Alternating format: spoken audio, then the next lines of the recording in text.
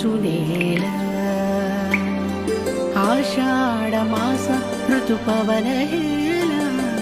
అది గురు పౌర్ణమి చూడ చక్కని మేళ